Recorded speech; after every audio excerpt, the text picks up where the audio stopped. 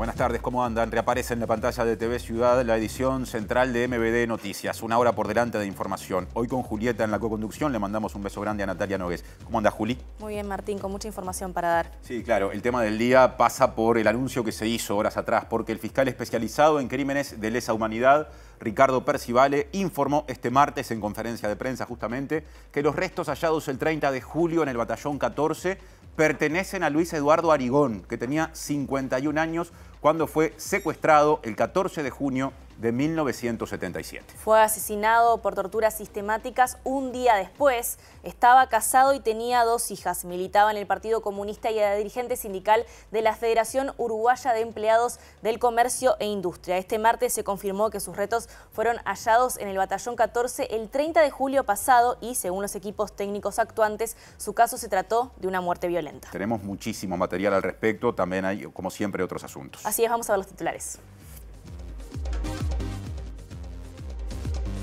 La jueza María Noel Odriozola aceptó ampliar la prisión preventiva del ex senador Gustavo Penades y del profesor Sebastián Mauesín hasta el 6 de febrero de 2025. La jueza consideró que existe riesgo para las víctimas y de entorpecimiento de la investigación judicial. Algunos apuntes de la pobreza en el primer semestre de 2024 y la evolución de la pobreza en personas serán tratados en la columna económica de hoy con Germán de Agosto. El senador y candidato presidencial de Cabildo Abierto, Guido Manini Ríos, volvió a reclamar que se declare la emergencia en seguridad pública. Coincidió con los planteos de quienes aseguran que el personal policial debe tener garantías para hacer los allanamientos nocturnos en caso de que triunfe el sí en el plebiscito a realizarse en octubre. El dirigente sindical policial Ricardo González cuestionó las cifras sobre suicidios de policías manejadas por el Ministerio del Interior. Según González, hay más casos que los que se reconocen oficialmente. Se aprobó el proyecto de ley para implementar el sistema internacional de alerta Amber ante la desaparición de niños, niñas y adolescentes. La guerra, el cambio climático, la desigualdad, la inteligencia artificial y el rol de la ONU centran los discursos de los mandatarios y líderes mundiales en el primer día de la Asamblea General del organismo, donde se destacan los discursos de Joe Biden, Lula da Silva, Gustavo Petro y Javier Milei. Israel anunció que acelerará sus ataques contra Hezbollah en el Líbano, que en 2 días han matado a más de 500 personas, poco antes de que el ejército lanzara un nuevo bombardeo contra Beirut en el que murieron al menos 6 personas, incluido un comandante del grupo islamista. Gracias por acompañarnos, como todos los días. Recuerden que estamos en vivo por YouTube, también nos pueden ver en la página de TV Ciudad, en la web de TV Ciudad, tvciudad.ui. Estamos también en Uniradio, la radio de la Universidad de la República, 107.7 FM y uniradio.edu.ui. Así que ahora vamos a comenzar la recorrida por los móviles. Hay novedades en una causa judicial que venimos siguiendo desde hace meses. Diego Martini aparece en la pantalla para dar el adelanto al respecto. ¿Cómo te va, Diego? Hola Julio, hola Martín, buenas tardes para todas y todos. Así es, en una audiencia que comenzó ayer, que se suspendió ante obviamente la extensión de la misma y que continúa hoy, la jueza Odriozola concedió justamente a la Fiscalía el pedido de que tanto Gustavo Penades como Sebastián Mauesín continúen presos, y esto por considerar que hay riesgo para las víctimas y entorpecimiento de la investigación. Van a permanecer presos hasta el 6 de febrero, se va a prorrogar la investigación que está haciendo la Fiscalía y obviamente continuará esta instancia de recabar pruebas para poder ir a un juicio. Y volvemos al tema del día porque se han dicho muchas cosas sobre esto, entre ellas que el informe de la Junta Médica que analizó el cadáver de Arigón concluyó que su muerte fue como consecuencia del uso de la violencia y constató múltiples fracturas en su cuerpo. Y tras este anuncio, el de su identificación, su hija recordó la última vez que lo vio. De mi casa, estando él en casa con mi hermana, yo y mi madre, y bueno, se lo llevaron. Mi mamá preguntó a dónde iba, le dijeron que ya le iban a avisar o no sé qué, no me acuerdo, porque yo escuché y nunca más. Se ubicaron fracturas producidas por impacto de objeto contundente sobre la víctima en actitud de defensa, protegiendo su cara o cráneo. A su vez se ubicaron fracturas en el área del tórax que por su alineación y ubicación en arcos costales sucesivos nos permiten establecer, o por lo menos sugieren, que son producto de impactos contundentes. asunto presente en la agenda de hoy está vinculado a, digamos, la discusión sobre el endeudamiento en clave de campaña electoral. Aparece Martín Duarte para decirnos más al respecto. ¿Cómo andas, Martín? Así es, Martín, buenas noches. Estamos aquí en la Facultad de Economía, donde en minutos a mis espaldas va a comenzar este conversatorio que tiene a distintos integrantes de los partidos políticos y que apunta justamente al endeudamiento de los hogares. Van a estar exponiendo Kenneth Coates de Cabildo Abierto, Julio de Brun del Partido Colorado, Jorge Polgar por parte del Frente Amplio y Carmen Sánchez del Partido Nacional. Esto va a estar comenzando en algunos minutos y volveremos para estar compartiendo parte de lo que esté sucediendo en esta actividad. Y ahora empezamos a desarrollar la información, naturalmente empezando por el asunto mencionado en la portada y también luego, porque esta tarde la Fiscalía confirmó justamente que los restos hallados en el batallón 14 de Toledo, Canelones, el 30 de julio de este año corresponden al militante comunista y también del sindicato en aquel momento de la industria y el comercio, Luis Eduardo Arigón Castel. Fue secuestrado el 14 de junio de 1977 desde su domicilio en Parque Valle en un operativo donde participaron represores vestidos de civil y soldados identificados como miembros de las fuerzas conjuntas. Los restos hallados el 30 de julio de 2024 en el batallón de infantería número 14 pertenecen a Luis Eduardo Arigón Castel, que como todos saben, Arigón Castel fue un militante sindical y político que por el solo hecho de resistir a la dictadura, creer en una sociedad distinta, por ese hecho fue privado ilegítimamente de su libertad, trasladado al centro clandestino de detención La Tablada, donde fue sometido a diversas torturas que fueron constatadas por el equipo interdisciplinario que se dispuso para eso, y luego se le fue enterrado en forma clandestina en el batallón 14. Hoy, por suerte, el equipo argentino nos permite darle la identidad a esta persona y darle la dignidad que se merece y de esa forma establecer un poco de paz para la familia, fundamentalmente, y para toda la sociedad. Y como decíamos recientemente, la Junta Médica que analizó el cadáver de Arigón constató que se trata de un caso de muerte violenta. Claro, y la coordinadora del Grupo de Investigación en Antropología Forense, Alicia Luciardo, leyó una parte, por lo menos textualmente, del informe de esa Junta Médica y agregó que el cuerpo del militante asesinado sufrió múltiples fracturas tras ser golpeado con objetos contundentes. Se ubicaron fracturas producidas por impacto de objeto contundente sobre la víctima en actitud de defensa, protegiendo su cara o cráneo. A su vez se ubicaron fracturas en el área del tórax que por su alineación y ubicación en arcos costales sucesivos nos permiten establecer, o por lo menos sugieren, que son producto de impactos contundentes. La multiplicidad de esas lesiones costales y su ubicación es posible que haya contribuido con la causa de la muerte. La Junta Médica estableció, además, que no es posible descartar que la muerte violenta por traumatismo, que la muerte haya sido por traumatismos ajenos al sistema esquelético. Y quisiera leer textual la conclusión de las dos doctoras mencionadas como parte de la Junta Médica. Por ser un enterramiento clandestino en predio militar de larga data, con material asociado destinado a la desintegración cadavérica, de restos óseos humanos que presentan traumatismos premortem, que indican que se ejerció violencia sobre la persona víctima, la Junta Médico-Forense establece que la forma médico-legal de la muerte fue violenta, por acción de terceros en el contexto de privación de libertad y malos tratos o tortura.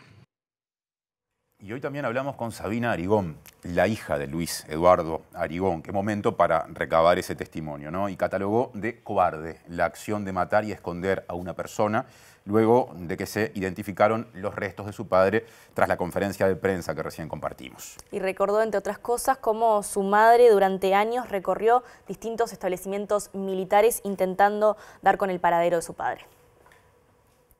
Lo llevaron de mi casa, estando él en casa con mi hermana, yo y mi madre, Y bueno, se lo llevaron, mi mamá preguntó a dónde iba, le dijeron que ya le iban a avisar o no sé qué, no me acuerdo, porque yo escuché y nunca más. O sea, nunca hubo un día que te dicen que no vuelve más. Mi madre, por ejemplo, soy consciente de que lo esperó muchos años. Me da como vergüenza, no puedo creer que los seres humanos, no me importa del pensamiento político que sean, hagan este tipo de cosas, porque matar a una persona y esconderla es de cobardes. Ni en las guerras se hace eso. En las guerras siempre se hizo una pausa para entregar a los muertos. Y lo que hizo esta gente es algo que para mí es vergonzoso. Es de cobarde. Siempre lo dije, es de cobarde. Ojalá, si alguno lo está viendo, no sé si quedará alguno vivo, sería bueno que pudieran limpiar su conciencia y aportar lo que sepan, si es que saben algo, ¿no? Varias personas declararon posteriormente a estos hechos, una vez que fue la reapertura democrática, con respecto a la reconstrucción de su secuestro, el último día de vida de Luis Eduardo Arigón y también las circunstancias de su muerte. Y hubo muchos detenidos que luego salieron en libertad, que hablaron de cómo lo vieron torturado durante su último día de vida en el ex centro de reclusión y torturas de La Tablada. Luis Eduardo Arigón Castel nació en Montevideo el 18 de febrero de 1926. Era empleado y militante político. Estaba casado con Sara Barrocas, con quien tuvo 2 hijas, Sabina y Estrella. Trabajaba desde 1968 en una librería. Según consta en la ficha que sobre él armó el grupo de trabajo Verdad y Justicia, Arigón militaba en el Partido Comunista y también era dirigente de la Federación Uruguaya de Empleados del Comercio e Industria, que integraba la Convención Nacional de Trabajadores. Fue secuestrado entre las 12:30 y la 1 de la madrugada del 14 de junio de 1977, con 51 años. Antes había sido detenido por el Departamento 6 de la Dirección Nacional de Información e Inteligencia, en el marco de un operativo represivo tendiente al desmantelamiento de la agrupación del Partido Comunista que funcionaba en UTE.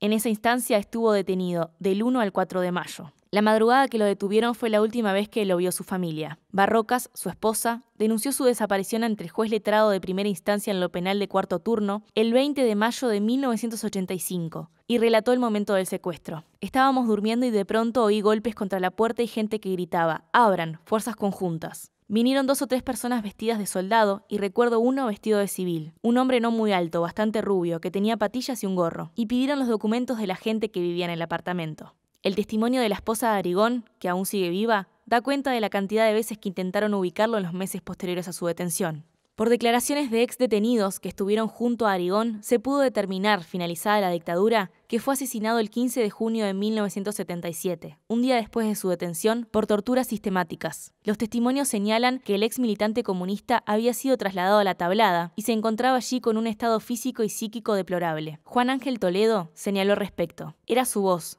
Era una persona que deliraba, que había sido muy golpeada». Y luego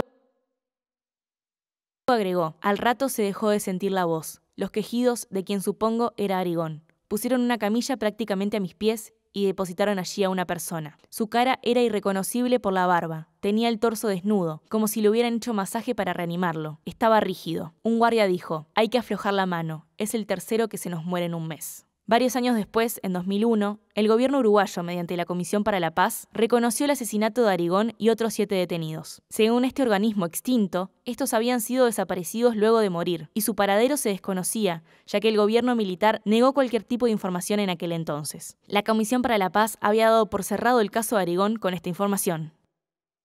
Durante la conferencia de prensa en la que se anunció la identificación de los restos de Arigón, precisamente, el ministro de Defensa Nacional, Armando Castaing-Debat, defendió lo hecho por el actual gobierno en materia de búsqueda de la verdad con relación a lo ocurrido durante el tiempo del terrorismo de Estado. Y además de esto, cuestionó parte de lo hecho en la materia por los gobiernos del Frente Amplio. No puedo hablar de los 15 años anteriores, donde se rescató mucha información que nosotros desconocemos de los diferentes batallones, de los diferentes cuarteles. Nosotros no tenemos acceso. Lo que nosotros sí podemos dar fe, y en eso hemos hablado permanentemente con Fiscalía, es que todo lo que nosotros tenemos lo hemos puesto y todo lo que Fiscalía nos ha pedido lo hemos aportado. Este gobierno no ha ocultado nada y sigue con el mismo compromiso del primer día, de colaborar hasta el último momento para tratar de de seguir encontrando lo que se pueda encontrar. La mayor cantidad de información desde las diferentes dependencias del Ministerio de Defensa se sacó en los últimos 15 años anteriores, de la cual nosotros no tenemos acceso. La pregunta que tú te haces, lo miro Ignacio, porque es la que siempre hace: ¿por qué no dan la orden a los mandos? Y la primera respuesta es: ¿por qué me venís a reclamar algo a mí que no se reclamó 15 años anteriores, cuando la biología nos va jugando en contra a todos? Queda mucha gente que ya no está, y eso sucede en los dos lugares. Lo que nosotros podemos asegurar es que todo lo que nosotros encontramos y nos piden, lo vamos aportando. Y ahora les comentamos que Ignacio Randonea, quien es integrante de Madres y Familiares de Uruguayos Detenidos Desaparecidos, dijo que fueron inapropiadas las consideraciones que acabamos de escuchar realizadas por Castaing Debat, que fueron políticas, durante la conferencia en la que se informó la identificación justamente del cadáver de Luis Eduardo Arigón. Sí, atribuyó esas palabras del ministro al clima de campaña electoral y le exigió al gobierno respuestas ante lo que define Randonea como una deuda que tiene el Estado, en este caso en materia de derechos humanos. Estamos en campaña electoral, yo entiendo, pero eso de jugar a lavarse las manos, echando todo el tiempo las preguntas, era los 15 años de gobierno del Frente Amplio, o sea, no asume sus responsabilidades. Y es falso de que le pedimos a este gobierno lo que no le pedimos a los gobiernos anteriores. ¿Cuántos años hace que Madres y Familiares viene planteando de que hay que exigirle a las Fuerzas Armadas que digan la verdad? Buscan ensuciar cuando no quieren asumir, no asumen sus responsabilidades. El ministro es él, el presidente de la República actualmente es Lacalle Pou. Por lo tanto, le exigimos al gobierno de turno que asuma sus responsabilidades y que dé las órdenes.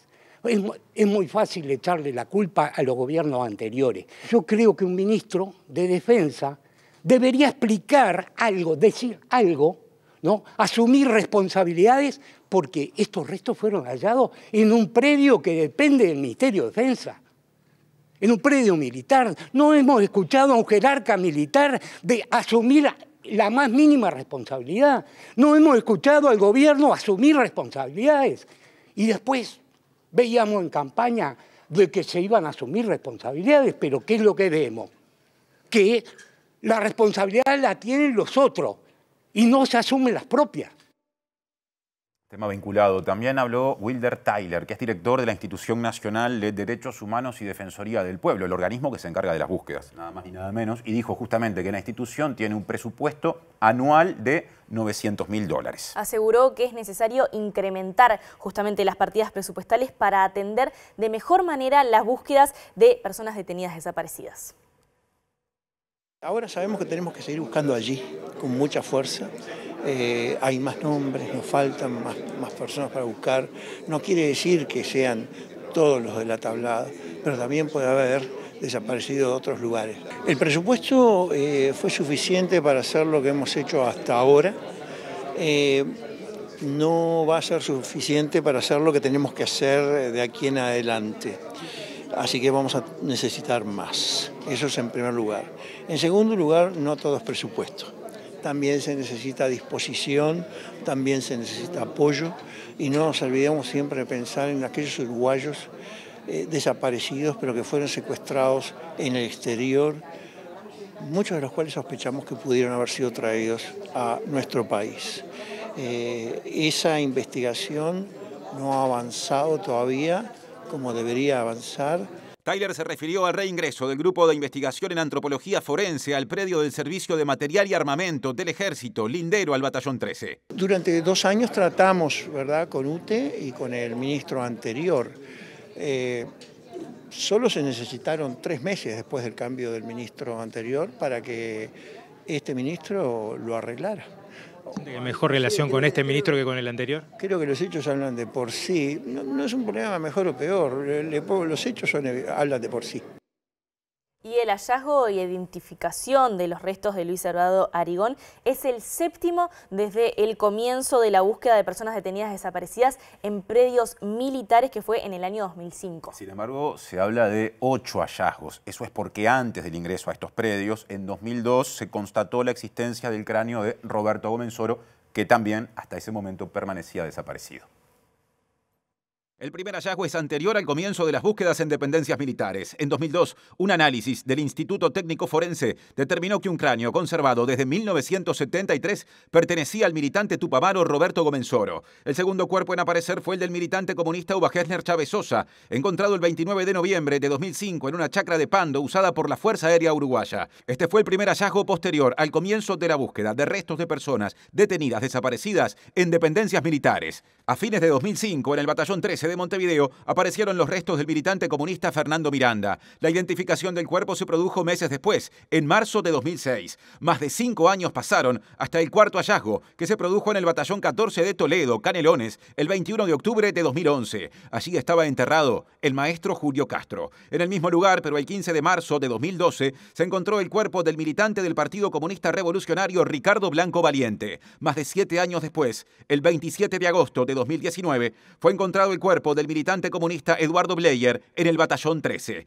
Casi 4 años más tarde, el 6 de junio de 2023, en el 14 apareció el cadáver de la militante comunista Amelia Sanjurjo, cuya identificación tardó casi un año, por lo que su identidad se comunicó públicamente recién el 28 de mayo de este año y su sepelio fue a los 8 días. Menos de 2 meses después, el 30 de julio de este año, fue el tiempo del hallazgo del militante comunista Eduardo Arigón, cuya identidad se comunicó este martes.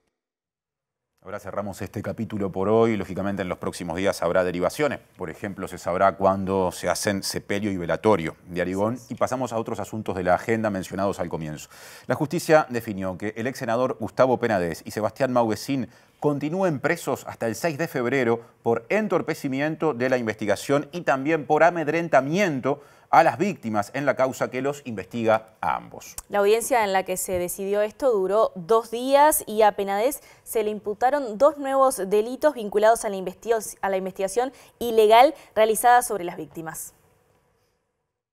En la audiencia que comenzó este lunes y continuó el martes, la jueza María Noel Odriozola concedió el pedido de los abogados de las víctimas de extender la medida cautelar de prisión preventiva para Penades y también para Sebastián Mauguecín. Ambos permanecerán presos hasta el 6 de febrero. Esto fue dispuesto por la jueza en el entendido de que había riesgos procesales en la investigación y además también para las víctimas. Fue rechazado por la defensa de los imputados, quienes pidieron que sus defendidos esperen el juicio con prisión domiciliaria. A esto se suma que la fiscal Ione pidió 8 meses más de prórroga para continuar la investigación, que incluye el testimonio anticipado de más víctimas que hasta ahora no se animaron a hablar por miedo y el análisis del celular de Gustavo Penades, Sebastián Mauguecín y el exdirector del CONCAR, Darwin Taroco. También la justicia le imputó 2 nuevos delitos a Penades: asociación para delinquir y cohecho calificado. Esto porque en el celular del ex senador se encontró un flujograma que fue armado por Darwin Taroco para verificar e identificar víctimas. Por esta causa, unas 6 personas ya fueron condenadas. Penades estuvo reunido con el coencausado Cuña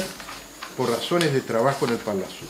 En ese momento, este le manifestó que desde el 29 de marzo las redes estaban inundadas de imágenes en las que aparecía el propio Penades. Fue en ese contexto que nuestro defendido le relató en forma pormenorizada el momento que estaba viviendo.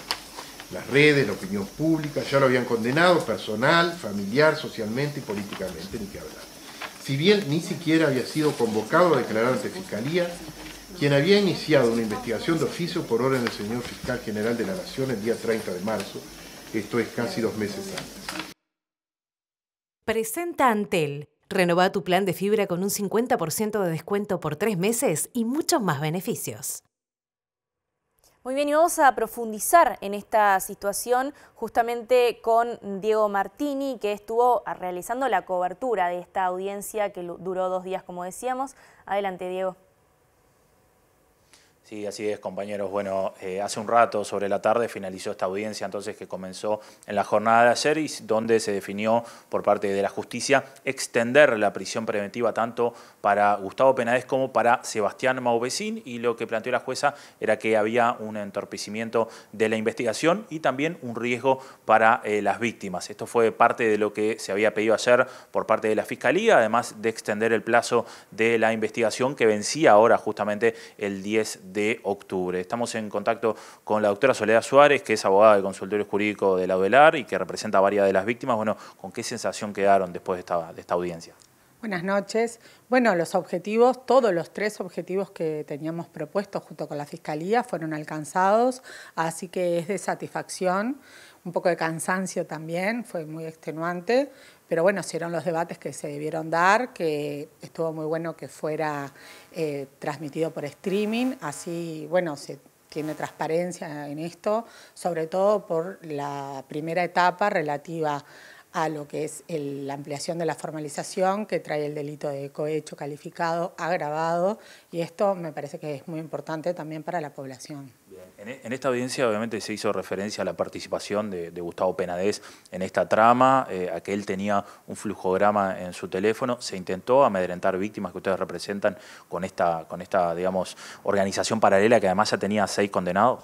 Sí, nosotros ya lo hemos dicho desde el mes de diciembre, cuando se dio la primera audiencia relativa a los primeros 5 condenados, que esa trama o esa pata de la trama, porque entendemos que tiene otros brazos o patas, como le digo, estaba destinada a obtener información al efecto de buscar la impunidad del imputado, entorpecer la investigación, pero especialmente obteniendo, tratando de identificar víctimas y una vez obtenida esa información, manipularlas, amedrentarlas, incluso generar situaciones que provocaran confusión en la causa. ¿Qué pasó con los condenados que habían llegado a un acuerdo abreviado en cuanto, por ejemplo, al resarcimiento de alguna de las víctimas? Bueno, como digo, inicialmente hubo 5, después se sumó uno más que fue Taroco, y de los 6 condenados solo 1, y con un acuerdo transaccional, o sea, no se pagó la totalidad, bueno, abonó parte de lo que, pero por acuerdo, ¿verdad? O sea, se aceptó eso, de lo que establecía la ley, resarciendo en este sentido a las víctimas. Los restantes 5 no han tenido voluntad de pago y bueno, nosotros tenemos como una dificultad que hoy ya hemos superado relativa a cómo está la reserva de identidad y los trámites judiciales para los cobros suponen dar los nombres, tuvimos que hacer toda una actuación previa buscando que se nos autorizara poder iniciar los trámites en esa condición. Recién ahora eso lo logramos, así que esperemos poder impulsar para los cobros a través de la ejecución. ¿Se les puede intimar por parte de la justicia a que cumplan con esta parte del acuerdo? Claro, es parte del procedimiento. ¿Qué resta ahora en este plazo que la Fiscalía pidió para seguir investigando? ¿Hay más diligencias de celulares? ¿Hay más testimonios? Para mi manera de ver, existe bastantes tareas para realizar. En cuanto a las víctimas, quedan pericias pendientes. Obviamente pueden tomarse nuevas declaraciones. Hay que seguir estudiando los celulares y distintos electrónicos que están, que se han hecho las extracciones. Y también considero que habría que investigar lo que, como dije hoy, serían otros brazos, otras derivaciones de la trama, es decir, no ya centrada en las personalidades de las personas hoy condenadas, sino otros sujetos que también proporcionaban información o procuraron hacerlo y que, algunos con una intervención que puede estar más clara, otros tal vez menos clara, pero por lo que entiendo corresponde investigarlo. Hacía referencia justamente a eso en la audiencia, lo cito porque lo vimos a través del streaming, de personas vinculadas a Penades que colaboraron en esta trama, su ex abogado que utilizó información para tomarle testimonio a víctimas, asesores de él de confianza que estaban en la Corte Electoral, un director de la DGI, un psicólogo que habían contratado. Exactamente, los has nombrado a todos, los que quedan por investigar, no estoy diciendo ya la responsabilidad absoluta de nadie, sino de que hay elementos para que eso sea investigado y entiendo que en algunos de esos casos hay evidencia más contundente que puede ponerlos en una situación bastante más complicada que a otros. Para cerrar brevemente, todo indica que esto se va a llevar a juicio. En el momento que esto arranque en juicio, ¿cuánto puede llegar a dilatarse? Bueno, el proceso es trifásico. Esto es lo que denominamos indagatoria preliminar. Luego viene una etapa intermedia que es muy importante y que, por ejemplo, en Océano duró 1 año, lectivo, digamos. Y bueno, acá entiendo que va a durar menos, pero pienso que también insumirá varias sesiones de esa audiencia para que recién después empiece el juicio. Los juicios en sí no son muy demorados, salvo que ocurra que alguien esté enfermo o situaciones así, sino en general, por el principio de concentración, se marca todo seguido, suelen ser jornadas también muy extensas y de trabajo intenso, y normalmente es bastante rápido. Muchas gracias. No, por favor, a las órdenes. Volvemos a estudios, compañeros, entonces con esta novedad que tanto Sebastián Mauvecín como Gustavo Penades continuarán con prisión preventiva hasta el 6 de febrero del año que viene. Presentó Antel. Renová tu plan de fibra con un 50% de descuento por 3 meses y muchos más beneficios.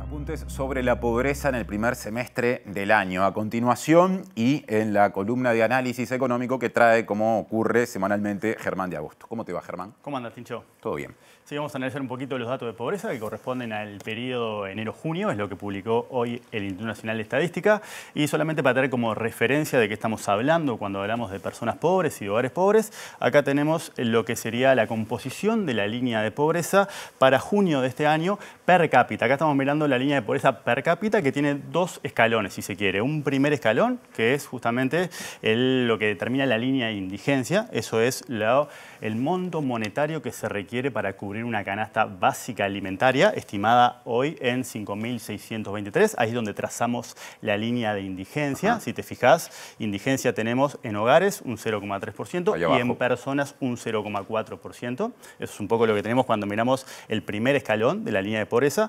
Y luego le agregamos justamente todo lo que tiene que ver con una canasta básica no alimentaria para terminar llegando a esa línea de pobreza per cápita. Si esa canasta hoy está estimada en casi 15.000 pesos, por ende, si sumamos los 2 componentes, lo que tenemos que ver es una línea de pobreza establecida en 20.495 pesos. ¿Sí? Un peso por arriba determina que la persona no sea pobre, un peso por abajo, y eso es parte de las limitantes que tenemos cuando nos aproximamos a este fenómeno por el método del ingreso y justamente todas las cosas que se nos escapan de un fenómeno tan complejo y multidisciplinar como es la pobreza. Bien. ¿Sí? Así que lo que tenemos en la foto del semestre es en hogares la pobreza de 6,4% y en personas es de 9,1%. Vamos una plaquita más y vamos a tener algo similar, pero ahora tenemos la desagregación de ese umbral monetario, pero por zona geográfica y también por el tamaño del hogar. Por zona geográfica lo que tenemos es una línea para Montevideo, y luego en el interior tenemos 2, la línea para el interior urbano y la línea para el interior rural. Si te fijas, la distancia que hay entre Montevideo y el resto del país es bastante importante y bueno, supone que el costo de vida y el costo de cubrir esa canasta básica que estamos considerando a efectos de la medición monetaria de la pobreza varía sustancialmente. O sea que el tema de las regiones o de las zonas del país incide al momento de definir cuándo una persona está en situación de pobreza o no. Es un dato importante que no todo el mundo tiene en cuenta. Exacto, fíjate, si lo tomás para el caso de un hogar de 3 personas, en Montevideo, un hogar de esa cantidad de integrantes es pobre si tiene menos de 50.623 pesos líquidos. 3 personas, dijiste. 3 personas. Y en el interior, la misma composición del hogar te determina que la pobreza se termina abriendo en 2 en los 23.866, y menos de la mitad. Es lo que supone, es tremenda la diferencia. Y acá lo tenés para una persona, para 2 personas y para 3 personas. Entonces, los ingresos líquidos por debajo de estos umbrales es lo que determina si una persona, un hogar es pobre o no, y eso es lo que tenemos justamente en la evolución para este semestre. Ahora que básicamente tuvimos ese anclaje en relación a qué estamos midiendo cuando medimos pobreza por ingresos, vamos a ver un poco lo que está pasando con la película, que es justamente lo que tenemos en la última placa. Antes de eso yo te quiero hacer una pregunta, quedándonos en esta diapositiva antes de cambiar. Viendo estos números y teniendo en cuenta el valor del salario mínimo nacional, que pasa por poco la barrera de los 20.000 pesos, 21.000 pesos en realidad, ¿no? Algo hacia arriba de esa cifra. ¿Se puede hablar del problema real de una parte importante en número de la población que aún teniendo trabajo formal es pobre según los números que estamos viendo acá? Exactamente, nosotros cuando hemos abordado la composición del universo de personas pobres y vemos qué tipo de cosas hacen, lo que encontramos es que el nini, si se quiere, o de alguna manera el que no estudia ni trabaja, es un porcentaje menor dentro del universo de personas pobres y por ende justamente vos tenés un maridaje entre lo que es el mercado laboral, tanto formal como informal, y lo que es la pobreza, es decir, tenemos trabajadores que son pobres porque justamente estos son los umbrales que determinamos para medir el fenómeno y las referencias que vos tenés son correctas. Y te agrego una más, que es lo que a veces recurrimos con los datos del Cuesta Duarte. El 33% de los ocupados, y ahí estamos pensando en personas que están empleadas, tiene o percibe salarios sumergidos que son inferiores a 25.000 pesos líquidos. Entonces, cuando vos agarras toda esa información y de alguna manera intentás justamente aproximarte para entender, bueno, cómo se compone ese universo de personas pobres, tenés un porcentaje relevante de estudiantes, de menores y en particular de personas que trabajan, cuyos ingresos no son suficientes para tener un ingreso que le permita estar por encima de esa línea de pobreza. Está el fenómeno de la informalidad también, pero claro, llama la atención que ocurra con gente que está en el mercado laboral formal, es decir, realizando aportes mensualmente y con todos los derechos que eso implica. Totalmente, y ahí estás capturando solamente la dimensión del ingreso. Si le agregás el resto de las dimensiones que son relevantes para medir las privaciones que enfrentan las familias, bueno, ahí tenés una cosa más compleja todavía porque el fenómeno lo excede largamente. Ahora te sigo con la última placa. Vamos a la última placa y acá lo que tenemos son la pobreza por cada primer semestre del año. Acá lo que tenemos cada barrita es el primer semestre del año correspondiente. Eso siempre despierta algún tipo de discusión metodológica en torno a la estacionalidad que pueden tener estos datos. Por eso tomamos la comparación de los primeros semestres para comparar cosas que son comparables. Y el dato que conocimos hoy en personas es de 9,1%. 9,1% es menos de la pobreza que teníamos hace un año, ¿sí? Y eso está bien porque está dentro del margen de error. ¿Sí? Pero si te fijas, están los mismos niveles un poquito por encima de lo que teníamos en 2019. Y acá es relevante tener una referencia también de que estamos mirando cómo enmarcamos este dato, que fue lo que analizamos la semana pasada. La economía uruguaya, medida a partir del PIB, es casi un 6% mayor de lo que era hace 4 o 5 años, es decir, en el 2019. Es decir, lo que tenemos es una economía que es más rica, que creció, en particular casi un 6% desde entonces, pero que no ha logrado justamente quebrar lo que es esa dimensión asociada a la pobreza medida por ingresos. O sea que hay más desigualdad, se puede decir. Además, cuando le aportás indicadores de igualdad, como hemos analizado, también lo que tenés es un país que más allá del crecimiento, ¿sí? Lo que no es un crecimiento que esté derramando, porque justamente la pobreza, como hemos discutido siempre, sube muy rápido pero baja muy lento y no es suficiente el crecimiento económico para revertir esa tendencia y estos datos vuelven a confirmar que desde el 2019 hasta parte tenemos una economía que es más grande, que es más rica, pero donde no ha cambiado sustancialmente justamente el fenómeno de pobreza medida a partir de los ingresos. Muchas gracias, Germán, y hasta la semana que viene. Hasta la semana que viene, Tincho. Sigue Julieta Núñez Tomás en MBD Noticias. Y vamos a continuar hablando de economía, pero desde otra perspectiva. Nos metemos de lleno en la campaña electoral también con una actividad en ciencias económicas. Allí está Martín Duarte. ¿Cómo estás, Martín? Adelante. Gracias, Julieta. Tiene lugar este debate que está organizando la Facultad de Ciencias Sociales junto a la Asociación de Bancarios del Uruguay y el Instituto de Promoción Económico-Social del Uruguay, que tiene como exponentes a referentes de economía de los distintos partidos políticos. Ya se ha expresado Carmen Sánchez del Partido Nacional, lo ha hecho Jorge Polgar del Frente Amplio y también Julio de Brun del Partido Colorado. En estos momentos está hablando el referente en economía del Partido Cabildo Abierto, Kenneth Coates, que comenzó en esta fundamentación que tiene como eje central el intercambio sobre la situación de endeudamiento de los hogares en la importancia de lo que es el plebiscito en torno a la ley de usura que ha llevado adelante Cabildo Abierto. Señaló que se han trazado distintas líneas en primer lugar a nivel legislativo y como no hubo consenso y respuesta por parte de los partidos políticos, se concluyó en en la recolección de firmas que, como comunicábamos la semana pasada, Cabildo Abierto ya tendría la cantidad de firmas para habilitar este plebiscito que coincidiría con las elecciones municipales. Si les parece, los dejamos con lo que está exponiendo en este momento el representante de Cabildo Abierto, Kenneth Coates. Las tasas las decidían los propios prestamistas y luego el Banco Central aplicaba los spreads. Pero no era el Banco Central el que decidía la tasa de usura o la tasa de mora, eran los propios prestamistas del mercado. Entonces se formaba este razonamiento circular que terminaba siendo algo así como poniendo al zorro a cuidar el gallinero, porque eran los propios interesados en tener las tasas más altas los que podían influir sobre el nivel de las tasas, ¿no? Bueno, agreguemos a eso lo que hemos hablado antes, una población que repentinamente accede al crédito, porque no fue un proceso lento, sino que un poco este segmento se vio enfrentado de golpe con la oportunidad de endeudarse, ¿no? Bueno, y hasta aquí el primer bloque. Le agradecemos a Martín y al resto del equipo en esa actividad. Hacemos una breve pausa y ya volvemos.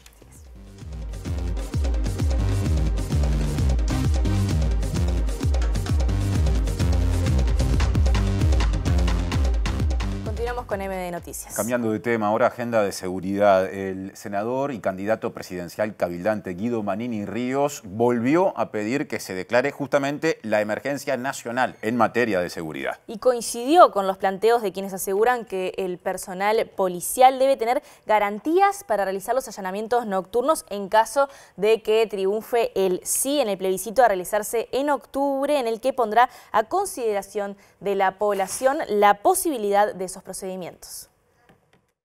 Creemos que hay que hacer cambios de rumbo importantes en materia de seguridad pública y, repito, el funcionario policial es protagonista en ese cambio de rumbo.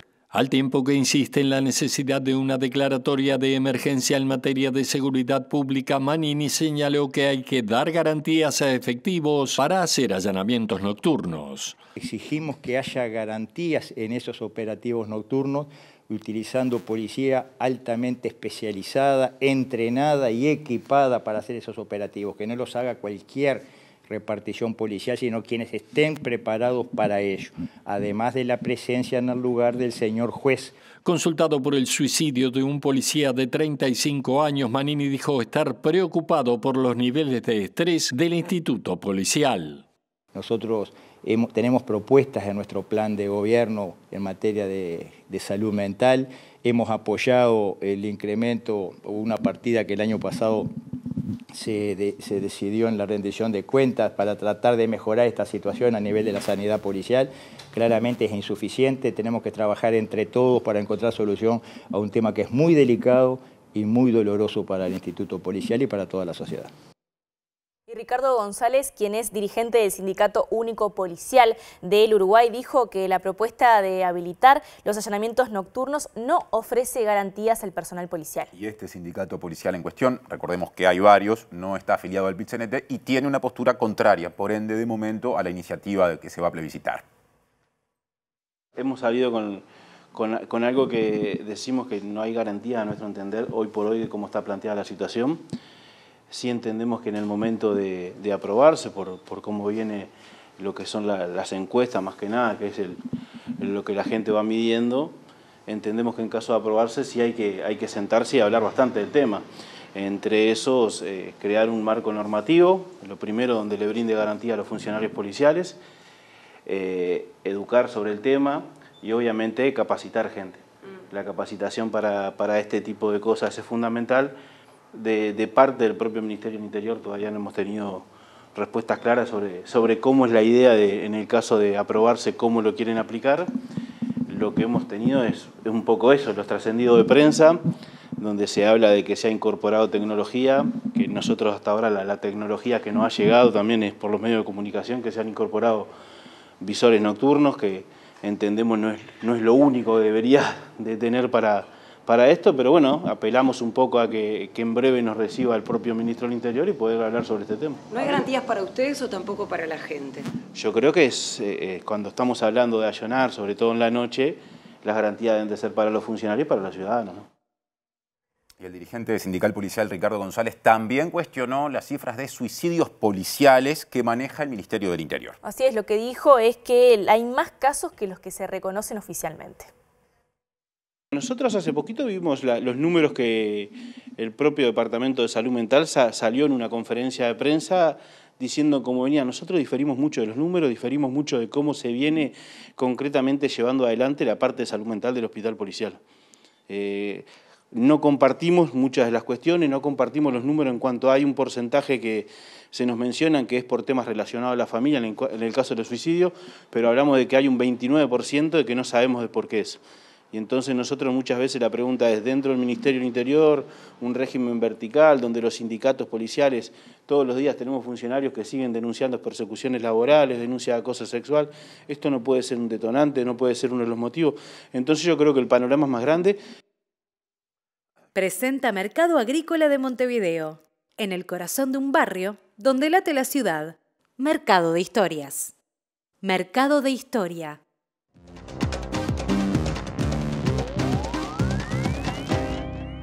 ¿Qué tal? Buenas noches. Abrimos el capítulo internacional hablando naturalmente de la Asamblea General de las Naciones Unidas, que está llevando a cabo su 79ª edición en Nueva York, con muchas expectativas, sobre todo porque hay una gran variedad de temas sobre la mesa que son urgentes. La guerra en el mundo, también el calentamiento global, la inteligencia artificial, la desigualdad, temas que han estado en las primeras ponencias que han hecho algunos mandatarios al comienzo de los discursos en esta jornada, el presidente Lula da Silva, el presidente de Estados Unidos Joe Biden, en lo que seguramente será su último discurso frente a la Asamblea General, pero en horas de la tarde también había otros discursos que eran muy esperados, entre ellos el del presidente argentino Javier Milei, que fue disruptivo en todos los sentidos, no solamente por las acusaciones vertidas hacia el rol de la ONU, sino también porque no firmó el Pacto del Futuro, que la mayoría de los países sí firmaron. También habló hoy el presidente colombiano Gustavo Petro, que fustigó el funcionamiento de la ONU. Ha estado muy en cuestión también el tema del rol que ha tenido en las guerras, y Nayib Bukele, que ha sido también otro disruptivo, pero que en este caso habló de la seguridad en su país, que dijo ha hecho cambiar la imagen de El Salvador en el mundo. Y quiero aprovechar para, con humildad, alertar a las distintas naciones del mundo sobre el camino que están transitando hace décadas y sobre el peligro que implica que esta organización fracase en cumplir su misión original. No vengo aquí a decirle al mundo lo que tiene que hacer. Vengo aquí a decirle al mundo, por un lado, lo que va a ocurrir si las Naciones Unidas continúan promoviendo las políticas colectivistas que vienen promoviendo bajo el mandato de la Agenda 2030, y por el otro, cuáles son los valores que la nueva Argentina defiende. El presidente argentino Javier Milei afirmó este martes en su primer discurso ante la Asamblea General de Naciones Unidas que la ONU ha tomado un rumbo trágico al abrazar la Agenda 2030 y expresó su rechazo al Pacto del Futuro alcanzado el pasado domingo.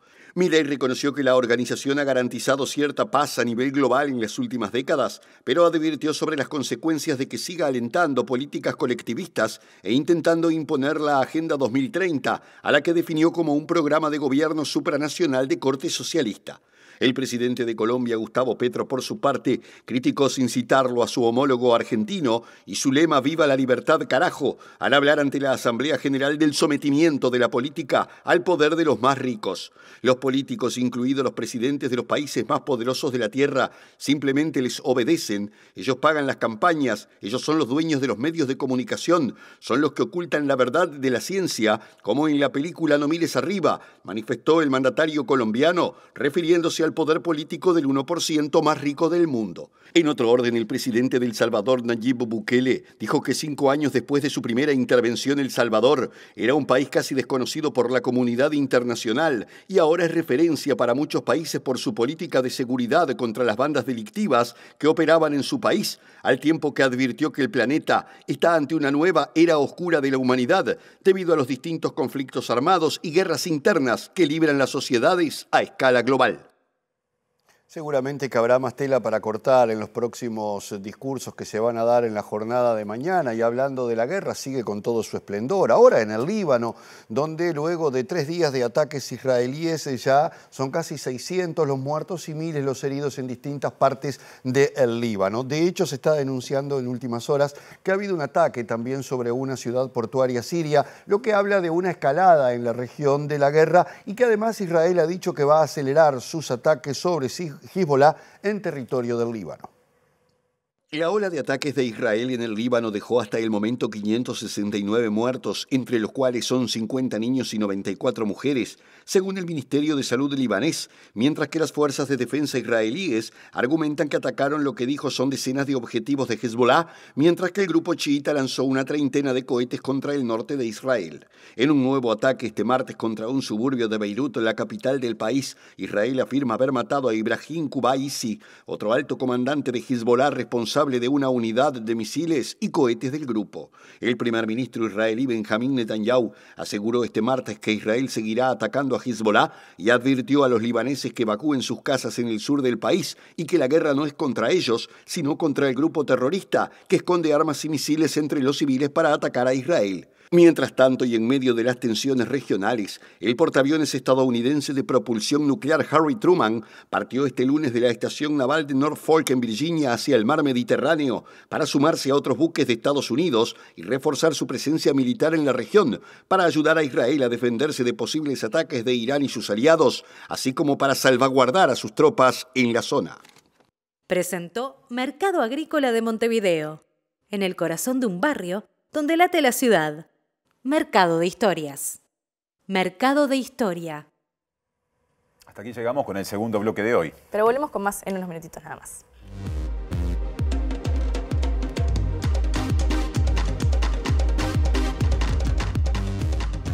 Entrando en el último bloque de la edición central de MB de Noticias. No nos podemos ir sin decirles cómo va a estar el estado del tiempo los próximos 2 días aquí en la capital y el área metropolitana de Montevideo. El miércoles 25 de septiembre va a haber una mínima de 13, una máxima de 18 grados. Va a estar algo nuboso, pero igualmente se va a poder disfrutar el calorcito quizás. Bueno, estamos ahí. No me dejas decirlo. Y yo creo que todavía no, por lo menos no veranillo, pero van a ser días agradables. No dije veranillo, dije calorcito. Bueno, pero creo que antes de venir antes de venir dije no veranillo. importa, esas charlas quedan en la pausa. Ahora pasamos al jueves 26 de septiembre, pasado mañana, el pronóstico de Inumet prevé una mínima más baja de 10 grados y una máxima similar, o la misma, 18 grados y cielo claro y algo nuboso, de manera que no se pronostican lluvias. Así es. Nos vamos, pero tenemos un aviso importante para hacerles porque en minutos nada más comienza Lado B con una entrevista muy especial. Claro, Sabina Arigón, hija de Luis Eduardo Arigón, que justamente fue identificado en la jornada,